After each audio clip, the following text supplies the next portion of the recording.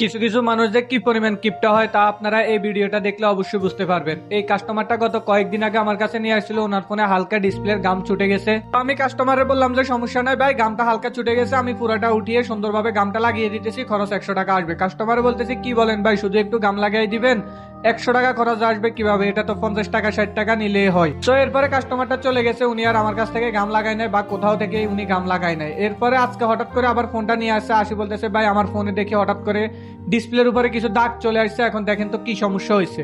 তো আমি ওনাকে বললাম যে ভাই আপনার ডিসপ্লেটা তো অলরেডি নষ্ট হয়ে গেছে, এখন তো আপনার ডিসপ্লে চেঞ্জ করতে হবে। ডিসপ্লেটা কিভাবে নষ্ট হয়েছে? কাস্টমার বলতেছে ভাই আজকে সকালবেলা হঠাৎ করে একটু হাত থেকে পড়ে গেছে, পড়ার পরে আমার ডিসপ্লের উপরে দেখে দাগগুলো চলে আসছে, আমি তো বুঝতে পারতেছি না কি সমস্যা হয়েছে। এখন কাহিনীটা হয়েছে, আমি ওনাকে যেদিন 100 টাকা বিল বলছি সেদিন উনি 100 টাকা দিয়ে ঘাম লাগাই নাই। তা এখন আজকে নিয়ে আসছে উনি ঘাম লাগানোর জন্য। আমি বললাম যে আপনার তো ডিসপ্লে নষ্ট হয়ে গেছে, এখন তো আর ঘাম লাগিয়ে কোনো লাভ হবে না। কাস্টমারে বলতেছে সমস্যা নাই, আপনি আমার ডিসপ্লে চেঞ্জ করে লাগবে না, আপনি আমার 100 টাকা দিয়ে ঘামে লাগাই দেন। তো এখন আপনারাই বলেন আসলে লসটা আসলে কার হয়েছে? উনি 100 টাকা খরচ করে এখন আবার ঘাম লাগাইতেছে, আগে উনি 100 টাকা খরচ করে ঘাম লাগাই নাই।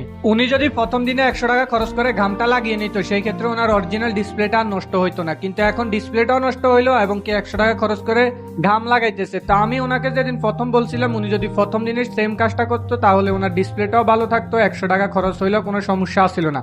কিন্তু এখন ওনার 100 টাকাও খরচ হইলো, আমার মনে হয় উনি কয়েকদিন পরে আবার ডিসপ্লেটাও চেঞ্জ করা লাগবে, কারণ এই ডিসপ্লেটা বেশি দিন চালানোর মতো অবস্থায় নাই, আপনারা তো দেখতে পাইতেছেন।